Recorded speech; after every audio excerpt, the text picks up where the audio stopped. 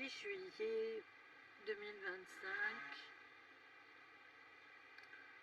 précarité et droits de l'homme. Ce que j'en pense. A priori, un pays qui revendique des droits de l'homme ne devrait pas être sujet à une trop grande précarité. Puisque le droit de l'homme, c'est le droit d'exister par logique, pas par défaut. Parce que par défaut, ça voudrait dire que nous n'avons pas besoin de loi pour prédéfinir que exister est exister et que le droit à exister est un droit. Donc par logique, nous avons les droits de l'homme pour nous protéger en France. Et on devrait donc réfléchir pourquoi est-ce que ces droits de l'homme ne sont pas entièrement respectés. Pourquoi est-ce que c'est un combat de chaque jour de faire appliquer cette loi. Et pourquoi est-ce que la précarité est envahissante alors que tout est disposé dans ce pays pour qu'elle soit régulée. Alors quand on parle de précarité, donc on parle de quart-monde, mais comme on a un niveau le plus bas, qui est donc le RSA, il faut donc revenir sur la valeur du RSA face au PIB énoncé comme étant celui qui est disposé à tous les Français, tout résident en France. Donc le RSA pour une personne célibataire est environ en dessous de 600 €. Et le seuil de précarité énoncé par les études qui ont été menées pour savoir quel était le salaire le plus bas pour pouvoir s'en sortir en France est aux alentours de 1000 €, 1100 €, quelque chose comme ça. Donc ce qui veut dire qu'une personne au RSA ne peut littéralement pas sortir la tête de l'eau. Qu'en aucun cas il ne peut y avoir la possibilité de s'en sortir. Donc la création en fait de la précarité réside en un fossé trop grand entre une réalité et une autre. C'est pour ça que les droits de l'homme normalement auraient dû réguler cette ineptie, puisque on ne peut pas faire par exemple impasse sur le fait que la réalité de l'existence augmente sans pour autant ne pas modérer cette réalité par rapport à un peuple qui lui ne peut réguler son propre état pour des raisons qui ne sont pas logiques, puisque la première aide allouée à de l'État ou des aides qui sont données pour la création d'entreprises et le minimum du seuil est 2000 €. Donc ce qui veut dire qu'une personne au RSA, donc en précarité, ce qu'ont les SDF, il faut reconnaître qu'ils le touchent quand même, le RSA, pour les 3/4, eh bien il faut économiser plus de 10 ans pour obtenir 2000 €.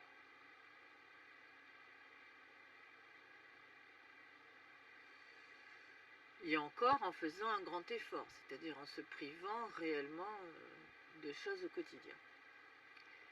En aucun cas, il n'y a eu une réflexion là-dessus, sur le fait que la précarité était nourrie, littéralement en son sein. C'est-à-dire que les gens qui sont dans la précarité ne peuvent pas, de leur propre initiative, sortir de la précarité. Donc ça veut dire encore une fois que la précarité est maintenue pour des raisons qui ne sont pas expliquées. Parce que la régulation en fait de la précarité, c'est redonner la possibilité aussi aux gens qui sont dans une situation précaire, de pouvoir enrayer la situation et que ça n'aille pas plus grave que ce que ça n'est déjà. L'ineptie commence comme ça. Par exemple, les tickets resto. Les tickets resto sont des titres qui sont alloués aux gens qui travaillent. Donc les gens qui travaillent savent exactement combien coûte la nourriture. Lorsqu'on va acheter des choses, par exemple s'ils vont acheter des surgelés, les tickets resto sont acceptés.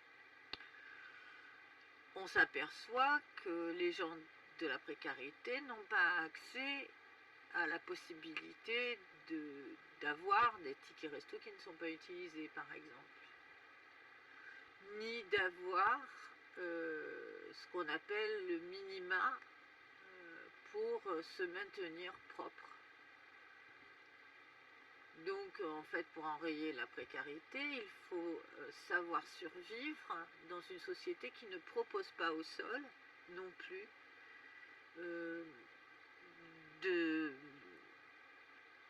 d'édifices qui sont réellement intégrés dans la cité pour réguler la problématique de l'hygiène ou la problématique de l'habillement, sauf par des associations caritatives comme ce que faisait l'abbé Pierre, mais c'est à titre personnel qu'il faut soi-même s'orchestrer à être dans cette dynamique, ce qui évidemment bien sûr coupe les journées en deux, puisque pas passer son temps à courir après un âne pour ensuite aller courir après la charrue tout en laissant l'âne sur le côté. Donc ça fait quelque chose d'ubuesque et qui rend les gens fatigués inutilement, puisqu'ils sont obligés en fait de rentrer dans un rouage que j'appellerais, sans offenser évidemment bien sûr le peuple japonais, mais quelque chose de japonisant, c'est-à-dire une rigueur qui est en correspondance aussi, ou alors quelque chose qui correspond aussi à l'Inde, c'est-à-dire la problématique des castes. C'est-à-dire que si on est dans une caste, on ne peut pas en changer. Donc nous avons ça plutôt au ressenti au sol. Donc ça veut dire que quelqu'un qui est dans la précarité n'a très peu de chances de s'en sortir. La seule chance à la limite qu'il peut avoir de s'en sortir, c'est de gagner au loto. Donc d'avoir ou de jouer à des jeux qui sont accessibles sur les portables, qui permettent de gagner des sommes d'argent diverses, mais en misant quelque chose. Voilà, c'est les seules possibilités pour un être qui est dans la précarité de s'en sortir. Il n'y en a pas d'autres. Le monde du travail est fermé aux gens qui sont dans la précarité, parce qu'on va privilégier quelqu'un qui a développé une armure dans la société qui sera agrémentée, encore une fois, comme j'en ai parlé la dernière fois, de la lettre d'intention. C'est-à-dire la lettre d'intention, d'accréditation, l'intendance d'une personne qui va se manifester au nom de cette personne en introduisant une valeur. Donc une personne qui est dans la précarité, si elle n'a pas la possibilité de faire revendiquer quoi que ce soit, en même pas un mois, elle quitte littéralement la sphère du travail pour toujours. Sauf pour des travaux de manutention. Et encore, ça devient de plus en plus élitiste. Donc là, on est très très loin des droits de l'homme. Il y a quelque chose qui est complètement paradoxal, puisque à partir du moment où on est protégé par les droits de l'homme, on est censé pouvoir être entendu dans son droit. Et auquel cas, être aussi entendu dans son droit à vouloir travailler.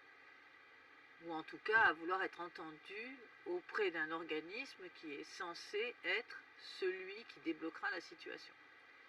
Alors c'est pas si simple, puisque le droit pour obtenir en fait une accréditation à être bankable pour sortir de la misère, c'est l'argent, la finance personnelle. Il faut donc apporter une sécurité financière pour être accrédité.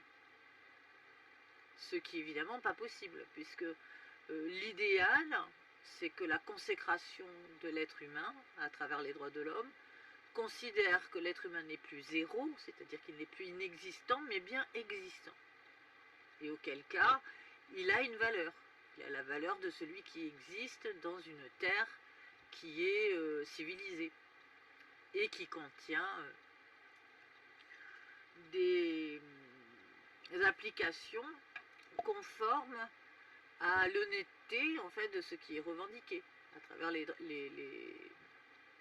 droits de l'homme. Donc ce que nous vivons nous en France, c'est quelque chose qui est terrible parce que nous sommes en train de défaire tout ce que nous avons construit.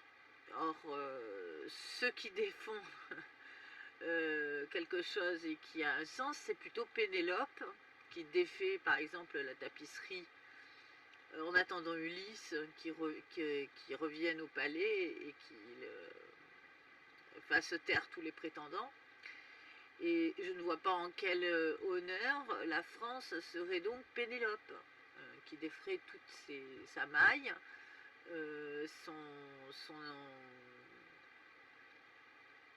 son intelligence de situation.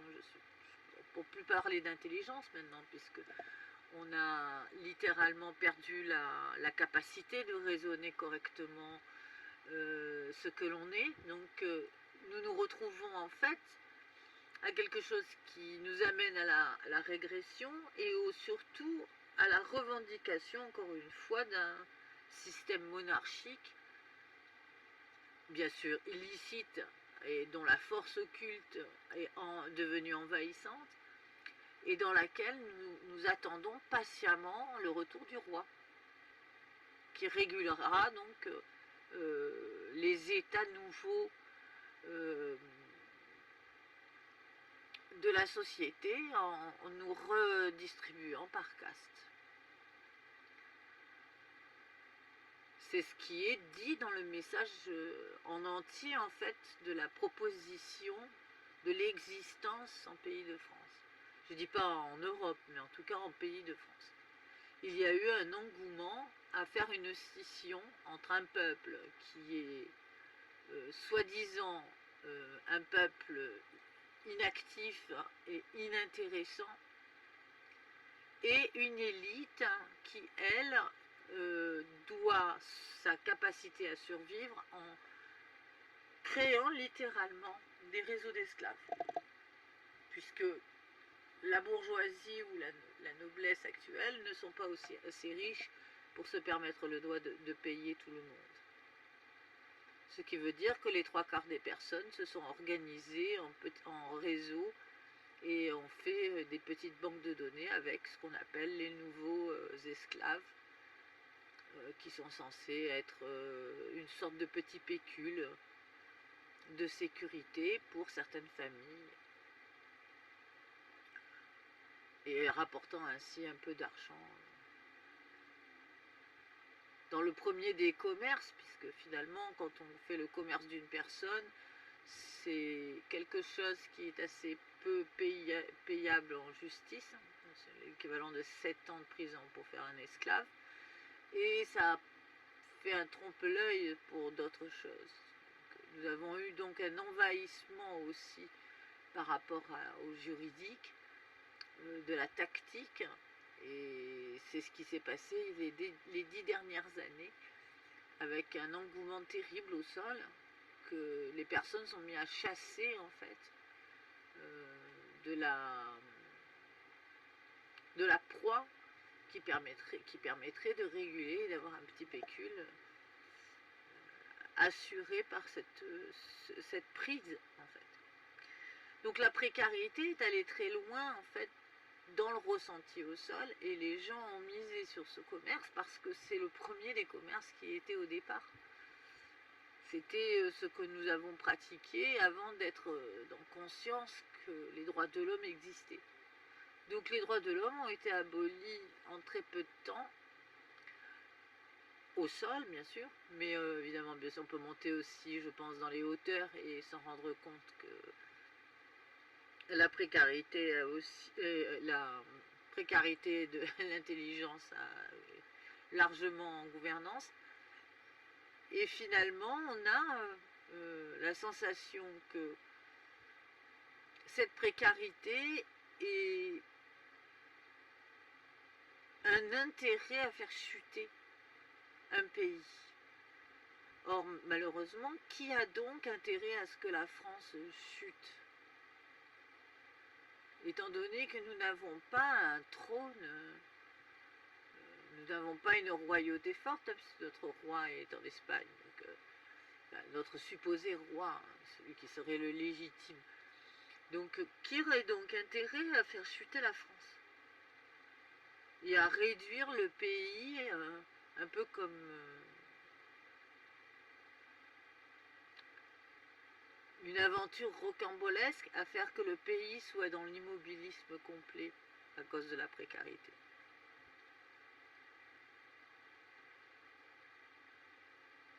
Donc voilà, il y a quelque chose qui est à réfléchir pour juste ça.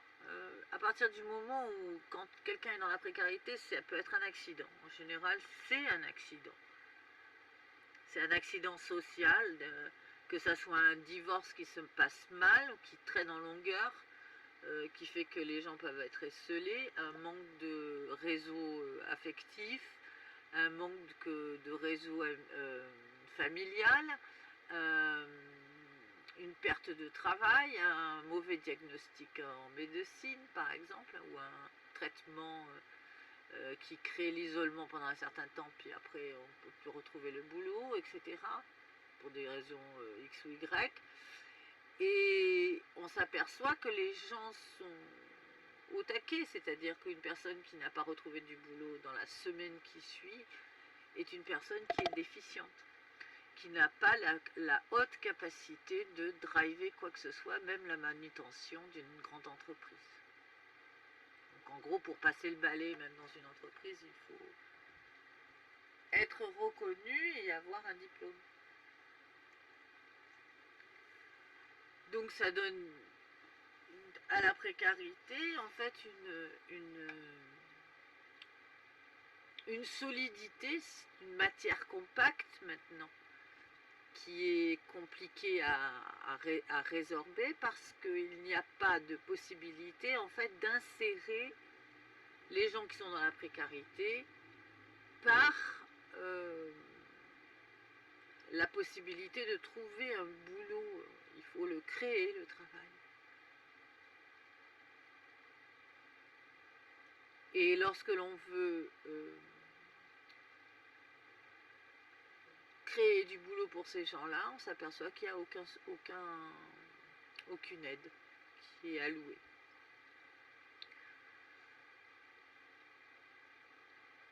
Donc les droits de l'homme sont en porte-à-faux avec cette ineptie sociale.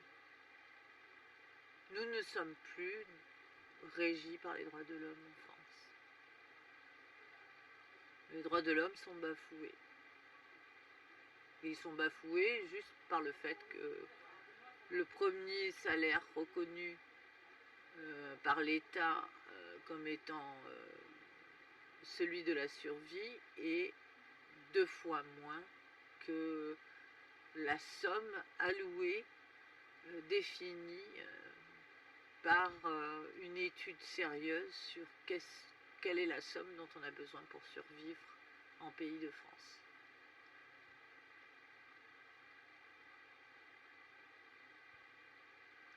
Quand on voit donc les prix augmenter, on se dit, c'est donc frontalement que nous vivons en fait une société spartiate. Une société qui a décidé de marcher sur des gens par terre, littéralement.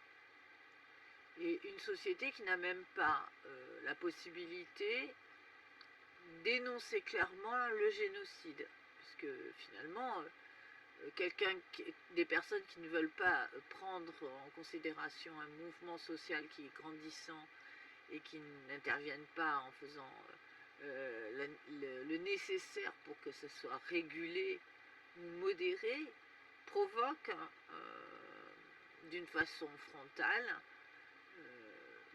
une des formes on peut considérer ça comme un génocide, puisque les personnes meurent, puisque les médecins ne font pas non plus attention. Il y a même un jugement pour les 3/4. Les médecins peuvent s'octroyer le droit de faire des commentaires sur le fait d'être dans la précarité, en disant que ce sont des personnes qui travaillent, qui doivent passer en premier auprès des médecins traitants ou pour avoir des soins, et que c'est intolérable que la sécurité sociale puisse être accessible à des gens qui sont dans la précarité, alors qu'il y a des gens qui travaillent et qui ne peuvent pas se payer quelque chose comme traitement. Ce qui est faux, puisque en général, maintenant, les mutuelles sont assez honnêtes et on n'est plus chez les charlatans, donc ils peuvent trouver des mutuelles qui remplissent largement la démarche et d'être ainsi protégés socialement, mais ça ne passe pas. Les 3/4 des personnes pensent que le désarroi qui se passe en France est lié justement aux personnes qui sont du monde passif et qui sont donc cette représentation de la précarité grandissante. Mais si on leur explique que la précarité est maintenue, ils ne pourront pas le croire. Et je ne pense pas qu'eux pourraient vivre ne serait-ce qu'un mois comme ça. Parce qu'ils ne se rendent pas compte, c'est que le rythme dans lequel ils se positionnent, la façon dont ils se comportent, sur la façon de procéder leur existence par rapport à leur goût, entraîne le contraire dans la société. C'est-à-dire, ça invite l'austérité et la régulation par la méthodologie employée, plutôt ce qu'on a retrouvé plutôt dans les pays de l'Europe de l'Est pendant un certain temps. C'est-à-dire, il n'y aura plus rien dans les supermarchés, il n'y aura plus rien du tout, puisque les gens seront extraits en fait de la vie sociale qui est générée aussi par les commerces, puisque les commerces finissent par fermer. Là, dernièrement, j'ai vu que Yves Rocher allait supprimer les boutiques, donc ça veut dire que les emplois, on va encore parler de Au Sol, la boutique physique qui est un lien avec la personne, qu'on peut rentrer d'une façon bucolique dans une boutique. On ne rentre pas dans une façon bucolique dans une boutique en ligne, puisqu'on passe son temps à faire que ça, à visiter des boutiques en ligne, et puis à y rentrer, puis à y ressortir, en achetant 2-3 conneries, ou en achetant rien du tout, et en pouvant y passer des heures et des heures et des heures.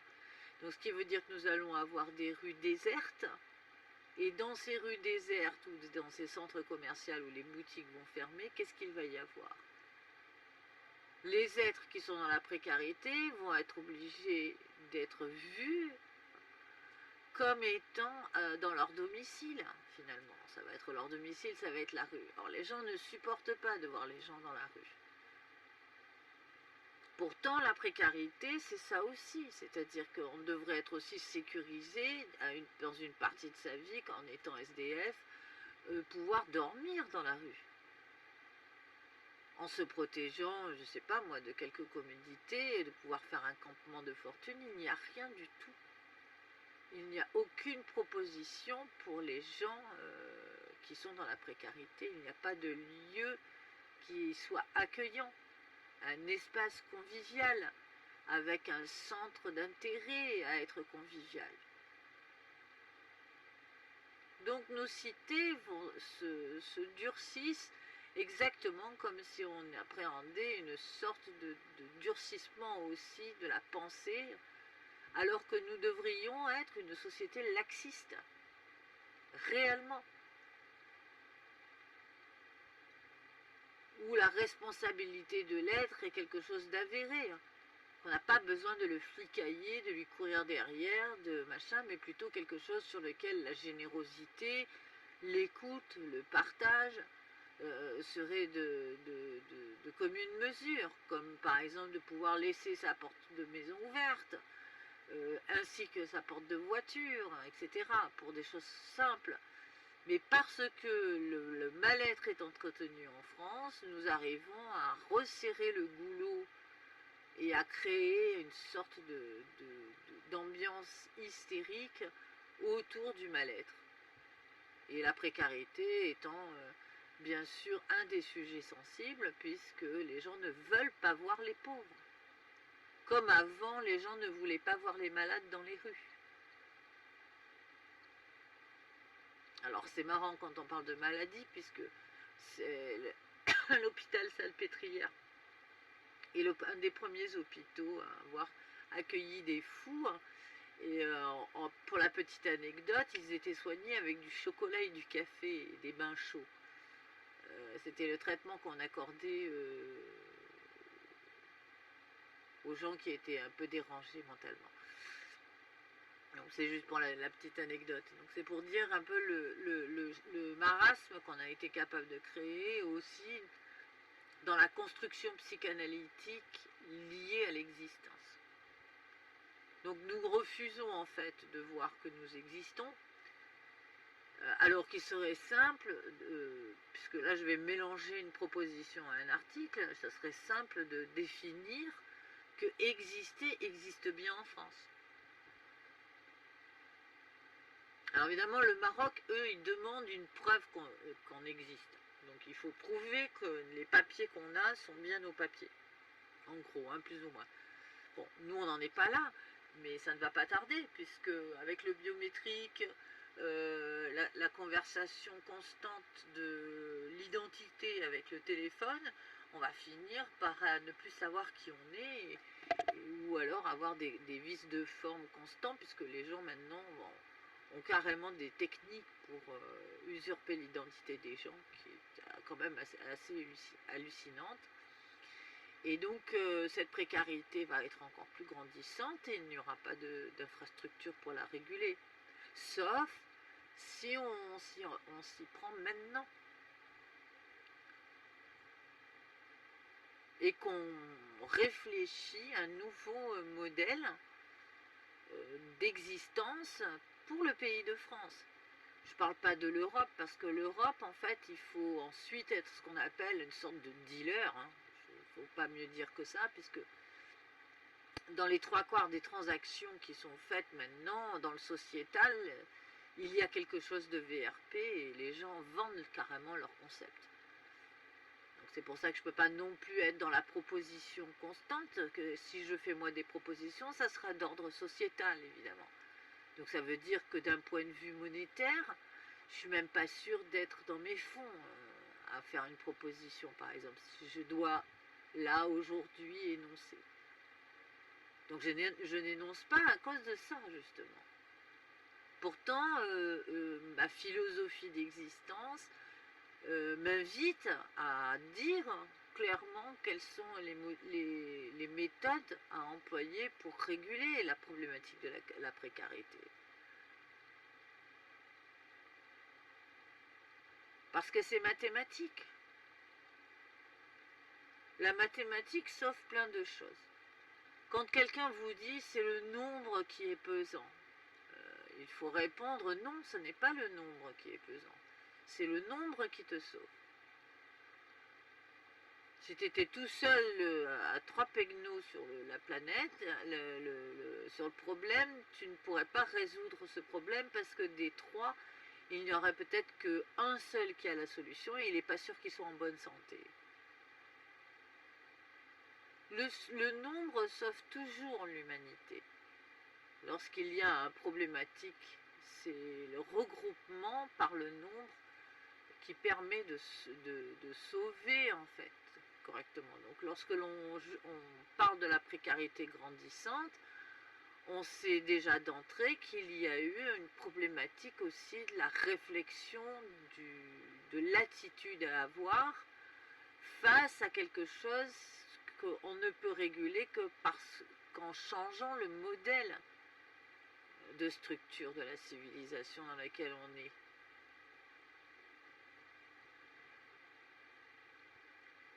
Donc on pourrait penser que c'est un génocide. C'est une sorte de campement dans lequel on enferme les gens et on les laisse végéter à vie là-dedans. Et que malgré tous les efforts qu'ils ont pour s'en sortir, on leur remet en fait la cagoule sur la tête.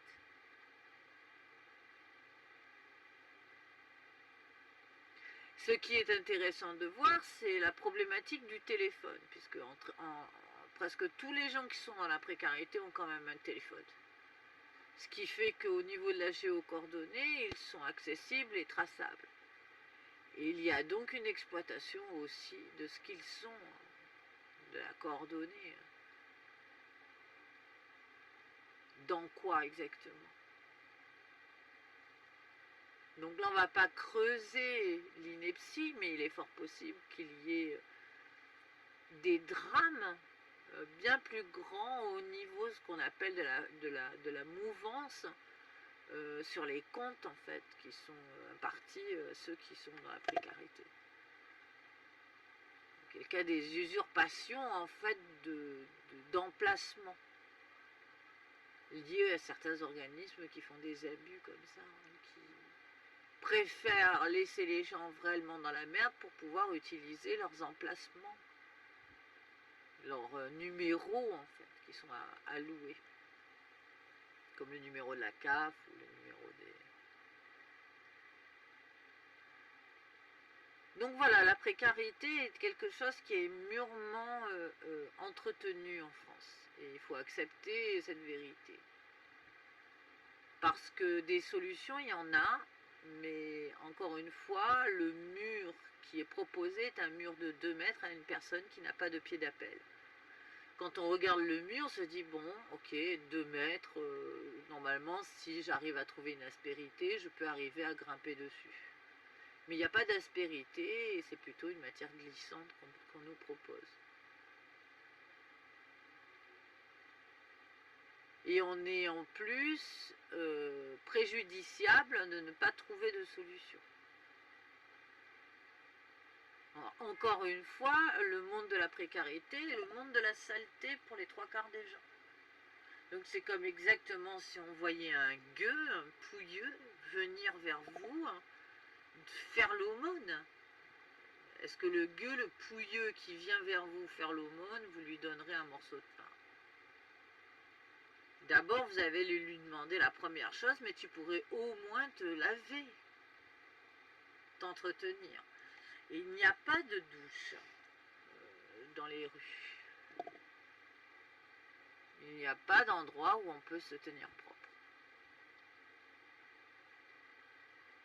Donc bon, il y a bien la douche de désinfection à l'hôpital, mais si elle existe encore, normalement elle est censée exister encore. Mais il n'y a pas d'endroit sur lequel on est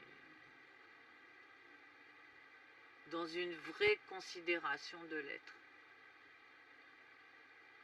Évidemment, après, on va rentrer dans la problématique.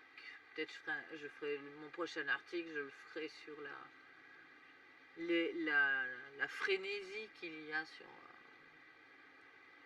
justement la non-propreté à l'heure actuelle, qui a évidemment entraîné des maladies justement au sol. Et on a plus de chances maintenant, depuis que les gens ne se lavent plus, à attraper tout un tas de maladies de peau. Mais la précarité est nettement évoquée comme quelque chose qui n'existe pas, qui doit être effacé des rues, mais qui est aussi effacé de l'humanité.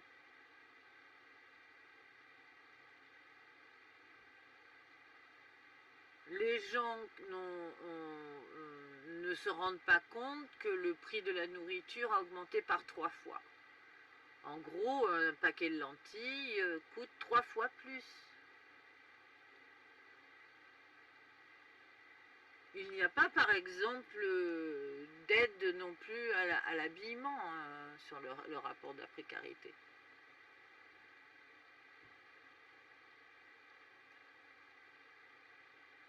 La possibilité d'avoir un accès pour tant de vêtements par an. Parce que ça serait un privilège. Or, malheureusement, nous sommes obligés de nous habiller pour nous véhiculer à l'extérieur. Donc nous sommes obligés de nous tenir propres. Pareil pour le coiffeur. Donc une personne qui ne va pas chez le coiffeur est obligée de se couper les cheveux tout seul. C'est rarement une bénédiction, hein, ça. On va ressembler à un hirsute si on n'a pas un don particulier pour se coiffer. Pareil pour les manucures, pareil pour l'entretien de la peau. Comment faut-il donc se comporter face à ça, face à quelque chose qui est dégradant, alors que normalement nous devrions être protégés par le droit d'exister par les droits de l'homme, et donc par conséquent à cette dignité. C'est pourquoi il ne faut pas que les gens puissent être différenciés les uns des autres aussi. Encore une fois, la générosité et l'humanité viendraient donc informer que pour réguler la problématique de la précarité, il faut aussi respecter l'individu, faire en sorte qu'il puisse maintenir la tête hors de l'eau. Pas lui appuyer la tête à chaque fois qu'il peut sortir la tête de l'eau, respirer.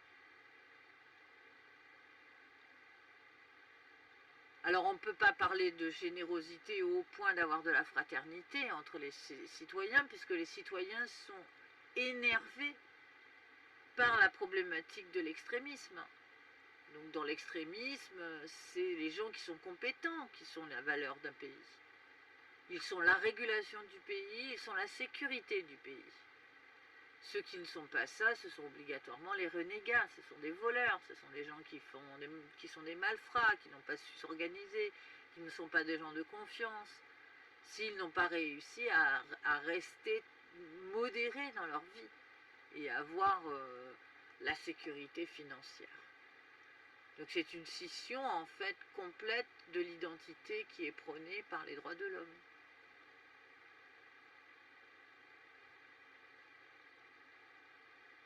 C'est une offense en fait qu'on fait aux droits de l'homme.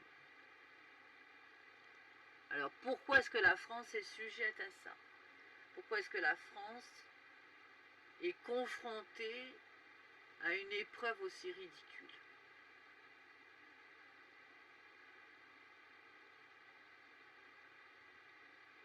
La précarité, c'est très vite. Ça va très très vite. La vie est devenue extrêmement chère. Et pour des choses qui ne sont même pas bonnes. Il suffit de regarder encore une fois au sol. Si l'on veut avoir des légumes ou des fruits, hein, ce qui était une sorte de convention de pouvoir avoir accès aux fruits et légumes, maintenant ça n'est plus possible d'avoir des fruits et légumes. Il y a des fruits et des légumes qu'on ne voit pas à un certain seuil de finances.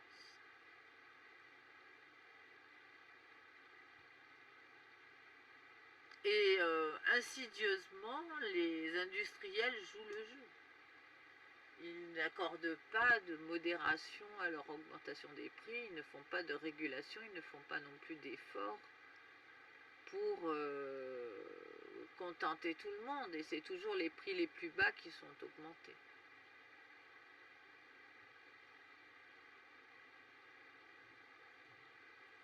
Donc voilà, pour la précarité en France, c'est une précarité qui est largement nourrie avec plein de ferveur de la part des Français.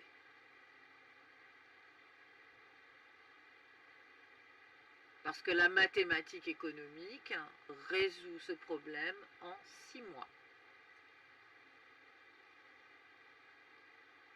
Cette mathématique, qui est une sorte de logique, puisque le chiffre une des voies de secours pour toute l'humanité, d'être dans la consécration par le chiffre.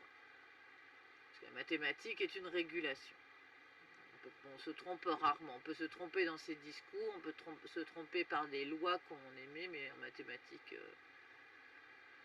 on se trompe rarement à partir du moment où on sait dans quelle base on est censé travailler.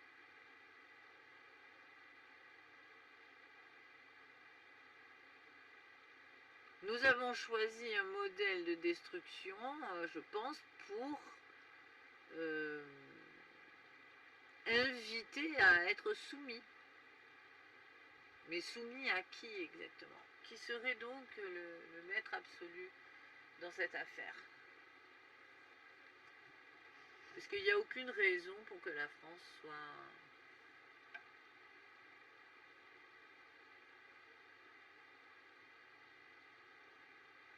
complètement anéantie au lieu d'être nantie.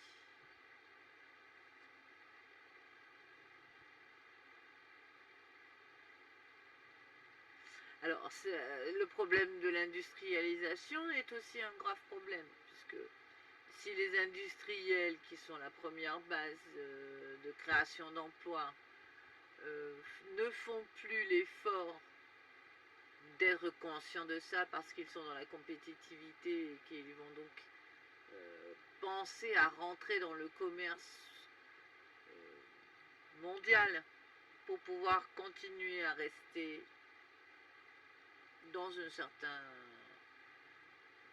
style d'existence, évidemment là nous perdons encore plus la guerre contre l'ineptie, puisque l'industrialisation était le premier sauvetage pour que le nombre de personnes qui existant ait un nombre d'emplois suffisant. Donc si c'est les industriels qui inversent en fait la thématique, comment allons-nous pouvoir générer de la sécurité d'emploi si les emplois ne peuvent plus exister? Quelle est la recette miracle pour rendre compte que l'existence doit être honorée aussi d'un travail rémunéré, puisque pour le moment nous n'avons pas changé en fait notre comportement face à exister, et que nous ne pouvons pas revenir entièrement au troc, bien que on en est là maintenant. Les gens troquent sur la deuxième, troisième main pour des vêtements, mais ils volent surtout parce qu'ils n'ont pas envie de se casser la tête à faire des tris pour pouvoir acheter des vêtements et les revendre. Donc c'est celui qui a le meilleur stock de vêtements. Les vêtements, à part l'industrie du luxe qui est dans un certain carré VIP, les gens qui sont intéressés au sol, c'est plutôt des petites marques. Des petites marques qui vont aller brader au puce ou dans les marchés ou des trucs comme ça. Et en général, ils vont carrément chez l'habitant se servir maintenant. On est repéré dès l'achat, y compris pour l'électroménager. Qu'on aille faire ses courses chez Darty ou à Lidl ou n'importe quoi, les gens repèrent quels sont les achats qu'on fait. Donc la précarité et l'invitation aussi à encore une fois rentrer dans une forme de marketplace sur lequel la marchandise est aussi une marchandise physique qu'on doit s'approprier. Même plus une marchandise de corps. Donc ça, c'est ce qui est ressenti au sol, et c'est ce qui rend aussi la vie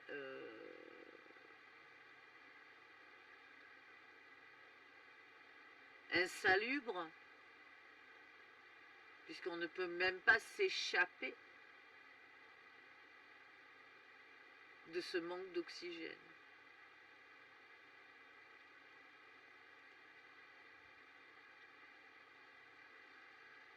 D'un point de vue de la logique d'esprit, ça ne peut pas être considéré comme un phénomène normal. ne peut pas dire c'est un phénomène normal, avec un calcul scientifique qui dit c'est un phénomène normal, voyez, tel pôle, tel ceci, tel cela. C'est réellement un sabotage.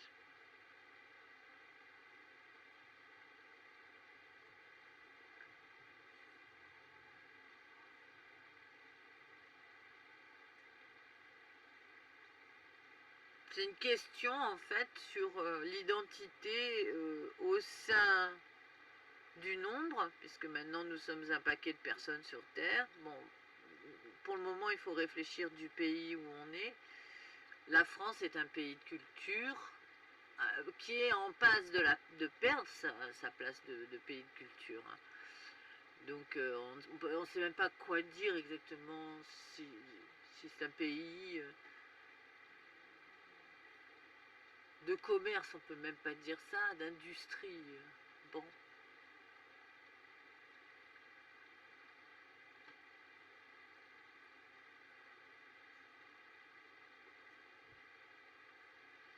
Enfin voilà, donc la précarité est une offense aux droits de l'homme. Et la précarité est l'incivilité.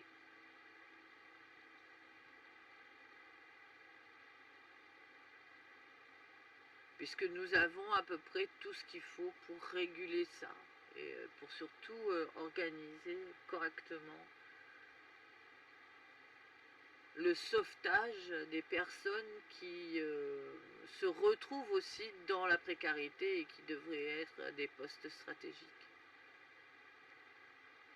Je ne dis pas que tout le monde contient la science infuse, hein, mais il se trouve que des gens dans la précarité ont littéralement une sorte d'évocation à être Diogène dans son tonneau.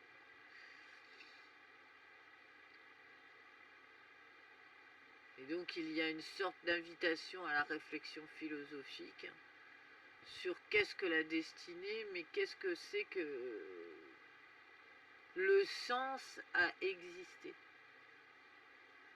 On ne peut pas se tourner vers l'autre et dire c'est la loi du plus fort, parce que la loi du plus fort c'est Dallas.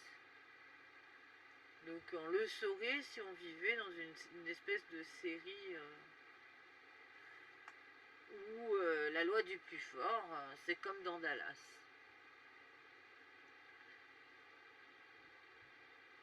On n'est pas non plus dans la petite maison dans la prairie, puisqu'on n'a plus la capacité à s'extraire en fait. Bien l'engouement pourtant pour tout ce qui est fait à la maison. Mais il n'y a rien pour les gens justement dans la précarité. Alors, des ustensiles, on en a besoin. Des endroits pour faire son linge par exemple, puisque maintenant pour faire une machine à laver ça coûte vraiment énormément d'argent. Et on ne peut pas laisser son linge pourrir non plus, puisque c'est un nid à microbes. Surtout depuis que les matières ont changé aussi, c'est des véritables nids à microbes, et il n'y a pas d'endroit comme ça pratique dans la cité où on peut aller faire stériliser ses vêtements, les machins pour une somme moindre, parce que ce sont des applications qui viennent évoquer le luxe. Donc on reproche en fait à la précarité d'emprunter quelque chose du luxe.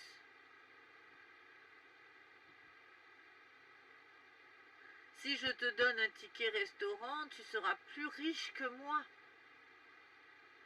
Ça en revient à dire ça.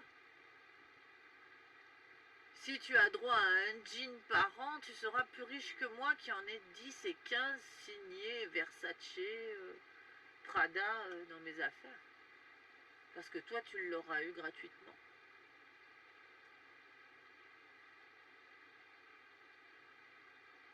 Donc il faut faire attention en fait à la façon dont on se positionne face à la pauvreté. Parce qu'une personne a besoin de s'habiller. Par exemple, un jean par an pour quelqu'un, c'est la sécurité d'être dans une matière solide, qui va tenir le choc pour les trois quarts des vêtements, mais il faut aussi un costume pour pouvoir se véhiculer en entretien. Puisque dans n'importe quel fascicule qui est alloué à une personne dans la précarité et qui est disposée à être protégée pendant un certain temps par le RSA, les fascicules est noté doit se tenir propre, manucuré, coiffé correctement avec un costume d'entretien, c'est-à-dire à mettre pour les entretiens. Donc, lorsque une personne dans précarité fait ça, elle est prise pour un singe, pour quelqu'un qui singe celui qui a les moyens réels du costume. Dans cela réside le plus grand offense qu'on fait aux droits de l'homme, puisqu'on est censé être dans l'anonymat aux yeux de tous. Et venir même effrontément de sa précarité dans un costume de lumière et être l'évocation du port de tête ou de l'attitude la plus noble qui puisse exister dans une assemblée. Nous en sommes même jusque-là, à être en considération des attitudes physiques. Tout ça, ça avait été aboli dans les années 60, 70, 80, tout ça, il n'y avait pas ce genre de code. Pourquoi est-ce que c'est revenu à l'ordre du jour, là, maintenant, au XXIe siècle, alors qu'on est quand même presque à un quart de siècle, hein, quand même, du XXIe siècle. Ça fait froid dans le dos, quand même. Nous y sommes, d'ailleurs. Nous avons régressé terriblement. Pourtant, nos cités devraient être joyeuses, ainsi que nos villages.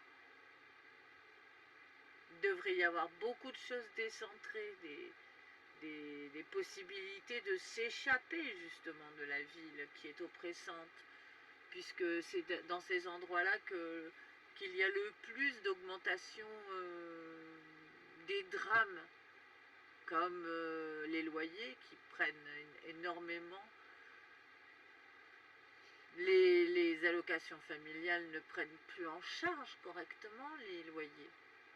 Une personne qui est dans la précarité donc est obligée de payer de son propre RSA la somme qui est demandée pour le loyer. Il n'y a pas de régulation et si elle quitte son truc, elle trouvera pire. Elle ne trouvera pas mieux. Tout ça, ce sont les inégalités qui sont créées aussi par le manque d'intérêt. Être désintéressé de cette cause, c'est le signe aussi d'un refus de se rendre compte que nous avons mis la barre trop haute en voulant respecter l'individu, en étant dans la liberté, l'égalité, la fraternité, et que l'humanité n'est pas la target à l'heure actuelle du peuple de France.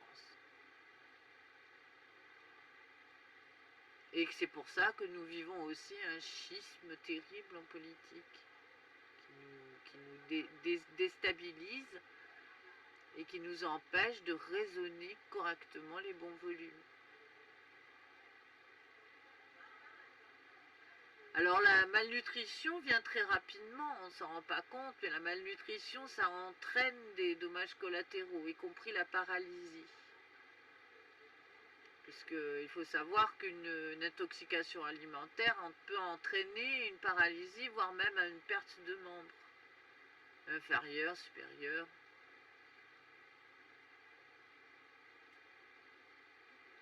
Parce que les plaquettes de vitamines ne sont pas accessibles non plus. Elles sont accessibles pour des cosmonautes, mais elles ne sont pas accessibles pour les gens dans la précarité. Alors que normalement, on devrait avoir des plaquettes de vitamines. Au moins un par jour, être sûr d'avoir l'apport des vitamines nécessaires pour survivre. Et il n'y a pas ça. Et on ne peut pas compter sur les légumes puisque les légumes sont dévitaminés. Pour obtenir des légumes qui sont à peu près normaux, il faut dépenser l'argent. c'est réservé qu'à une certaine partie de la population. Ceux qui peuvent se faire livrer à domicile. Puisque même sur les marchés, les légumes sont pas... Enfin, pas dans toutes les villes, en tout cas. Dans les supermarchés, il n'y a aucune vitamine. En gros, on mange pour les yeux, on achète pour les yeux, mais il n'y a pas de vitamine du tout dedans. Les légumes, les fruits n'ont pas de saveur non plus.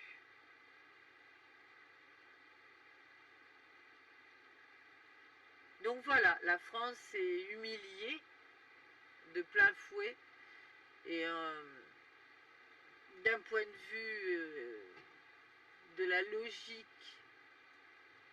il faudrait donner une explication de qui gouverne ce désastre, puisque il semblerait que ce soit plutôt un groupuscule, un groupe de personnes qui ont décidé de s'aborder en fait l'économie interne de ce pays, qui pouvait s'auto-réguler plus facilement et s'autosuffire surtout.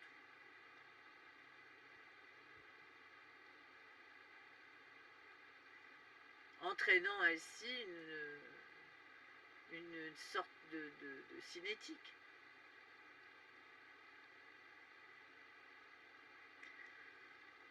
Donc la précarité est un sujet épineux, mais qu'il va falloir quand même regarder en face, parce que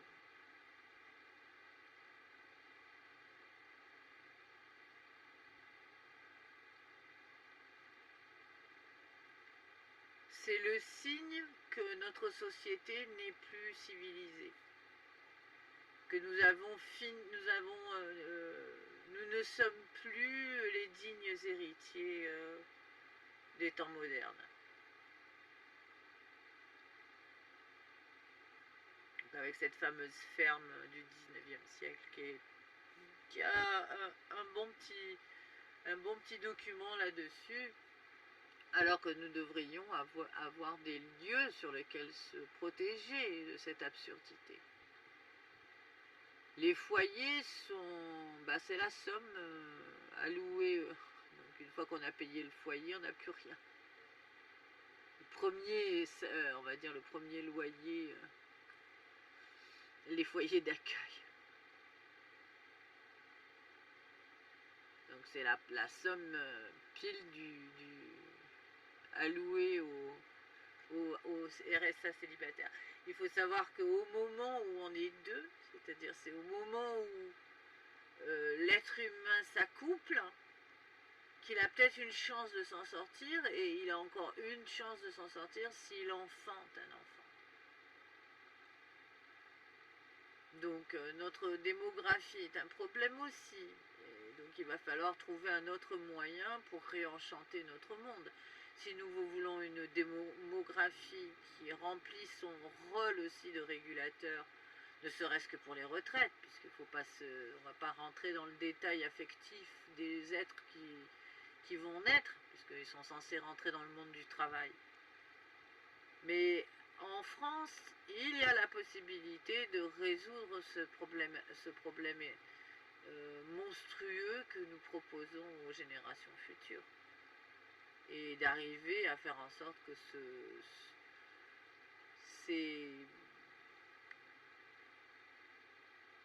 ces drames qui frappent de plein fouet l'humanité se plient littéralement face à l'intelligence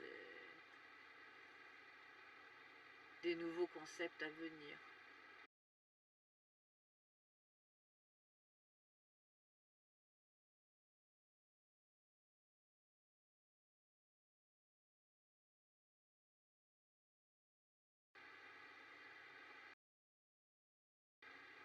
Donc je vais encore faire ma petite prétentieuse, je vais dire, oui, bien sûr, j'ai des solutions. J'ai des solutions depuis l'année 2011.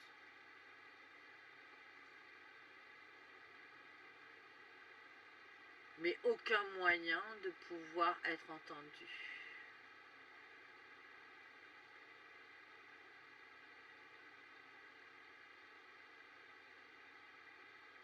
parce que la France n'écoute que les personnes qui ont une accréditation, une légitimité.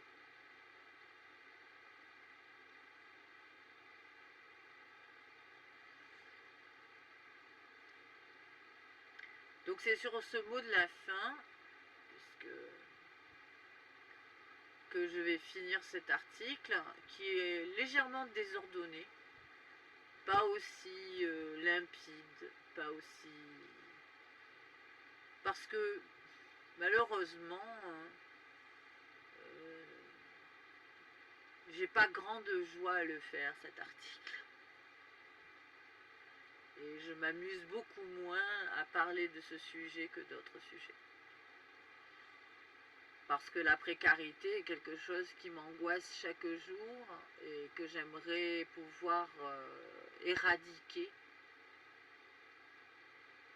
grâce à une œuvre, par exemple, qui m'amène au pouvoir mécénique, puisque le mécénat est une des solutions contre la précarité. Et faire en sorte qu'on n'en parle plus en France et que ça redevienne une terre d'accueil sur laquelle tout le monde a de quoi vivre, parce que nous ne sommes pas un pays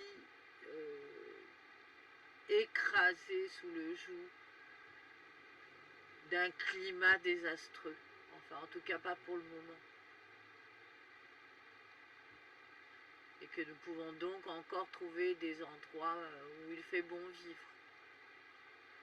Et que bien vivre en France, ce n'est pas uniquement le rêver, que c'est réel, et que il faut donc s'orchestrer des lieux sur lesquels les gens peuvent au moins bivouaquer.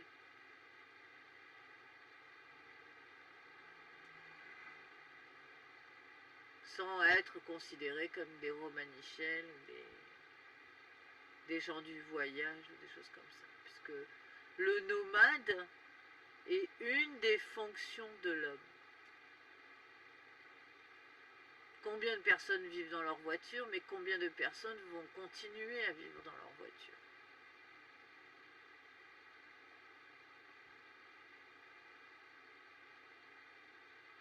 Donc il nous faut trouver un moyen de permettre aux gens d'aller vers un point et à un autre sans être complètement dévastés.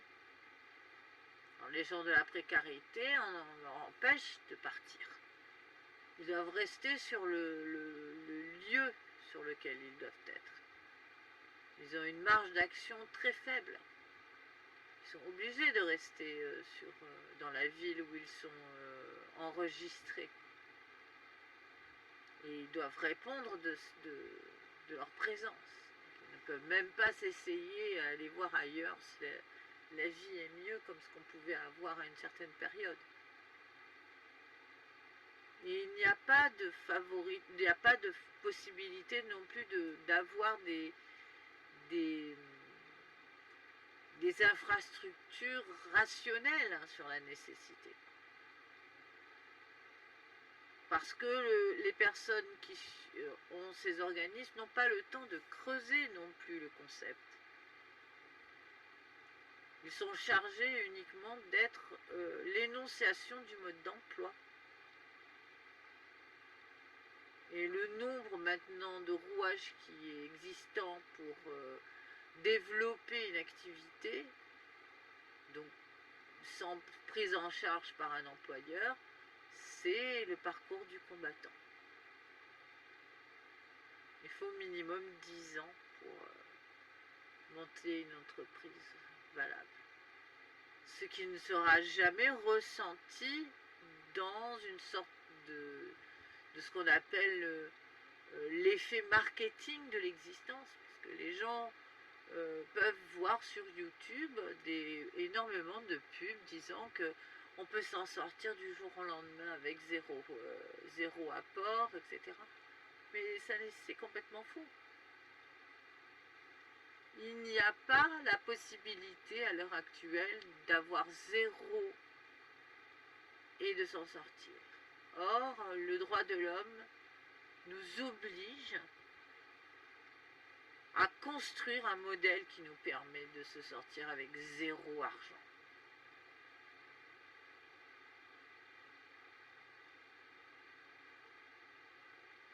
Et quand on aura construit ce modèle, eh bien, la précarité va baisser considérablement.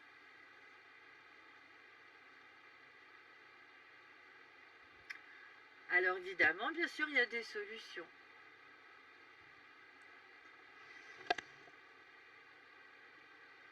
À quel moment ces solutions pourront être débattues finalement, puisqu'elles sont obligées d'aller dans l'alcôve en premier. Elles ne peuvent pas sortir comme ça, prétentieuses, et faire office comme ça auprès d'un public. Il faut donc attendre, encore une fois, les opportunités.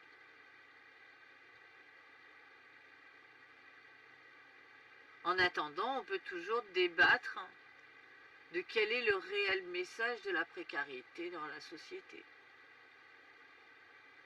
Pourquoi est-ce qu'il y a un tel engouement à laisser s'installer quelque chose qui est de l'inertie aussi, d'un point de vue financier, puisque on ne peut pas être régulateur d'une activité qui engendre une activité. On ne fait simplement que donner son argent à des institutions existantes, hein, comme les industriels. Une fois que tu as dépensé ton argent pour ton loyer, pour ceci, pour cela.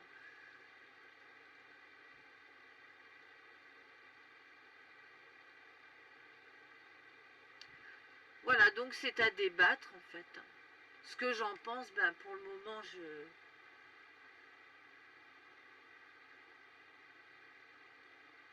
j'ai du mal à penser sur ce sujet quelque chose autre que ce que j'ai déjà pensé et qui maintenant est à considérer comme une proposition. Donc ça fera un deuxième travail en fait de réalisation de qu'est-ce qu'il pourrait y avoir au XXIe siècle qui soulage en fait ce drame social. Pour le moment, je ne suis absolument pas positionnée pour être dans un droit quelconque d'énoncer cette proposition. Et je ne me sens pas là aujourd'hui à être de générosité non plus.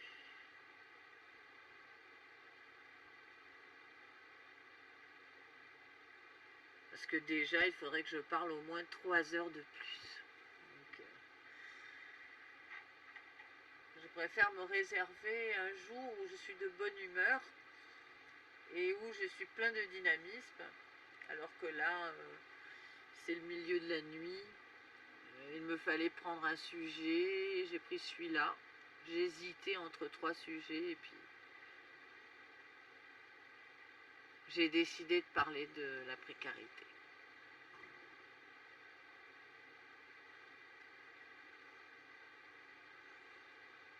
Il y a une chose qu'il faut savoir, c'est que les gens s'offensent grandement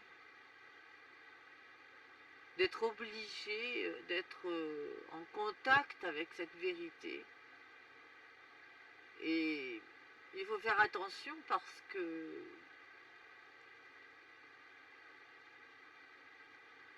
l'insécurité ne vient pas des gens qui sont dans la précarité, mais bien d'un comportement comme ça. Plus on est agressif en fait avec les gens, plus on sollicite l'agression. Et que notre rue, qui est censée être un apaisement aussi, la possibilité de se balader, ne doit pas être non plus un rejet de l'autre qui va y faire son logement. Et il faut accepter aussi que des gens puissent vivre dans la rue tranquillement et qu'ils soient protégés, pas insultés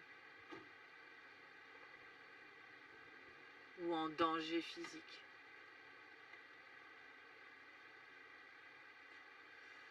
Voilà. Fin de l'article.